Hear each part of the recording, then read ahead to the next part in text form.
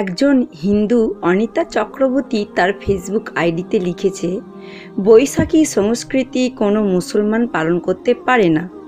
বৈশাখী সংস্কৃতি শুধু সনাতন ধর্মাবলম্বীদের জন্য পালন করা একটি আনন্দের কথা।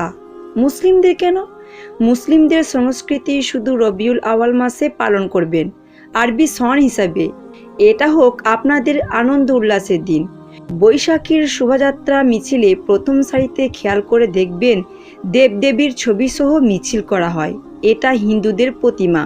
আপনি একজন নামাজ পড়ুয়া, কোরআন পড়ুয়া, বিবেকমান বুদ্ধিমান মানুষ যদি হিন্দু ধর্মের সংস্কৃতিতে বিশ্বাসী ও পালন করেন, তাহলে আমার আব্বু সুনীল চক্রবর্তী ও আপনার মাঝে তফাৎ কোথায়? এছাড়া অনেক মুসলিম ভাই বোনদের দেখছি বোরকা কিংবা পাঞ্জাবি পরে বিভিন্ন পূজায় অংশগ্রহণ করতে। কিন্তু কেন যাবেন? আপনার ধর্মীয় মিলাদ মাহফিল, ওয়াজ মাহফিল, তাফসির মাহফিলে কতজন হিন্দু অ্যাটেন্ড করে? পারবেন কোনো জবাব দিতে? পারবেন না। পরিশেষে বলছি, যারা স্লোগান দেন ধর্ম যার যার উৎসব সবার, এটা একটা ধোঁকাবাজি স্লোগান। স্লোগানটি হবে ধর্ম যার যার উৎসব যার যার।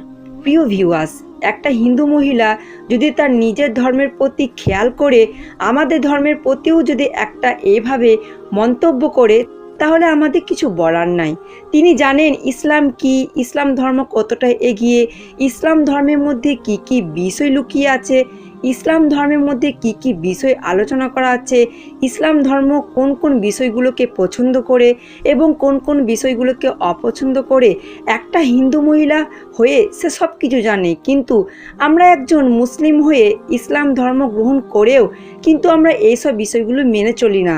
এখন বৈশাখী উৎসব অর্থাৎ পহেলা বৈশাখের যে উৎসব, সে উৎসবে আমরা যোগ দিচ্ছি, যদিও সেখানে হিন্দুদের দেবদেবী সহ মূর্তি ছবি বাঁধানো থাকে।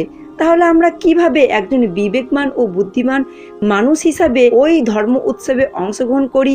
আমাদের বিবেক, আমাদের বুদ্ধি, আমাদের ধর্মের প্রতি ভালোবাসা কত দূর এসেছে বুঝতে পারছেন? তা আপনি অবশ্যই নিজেকে প্রশ্ন করলে বুঝতে পারবেন।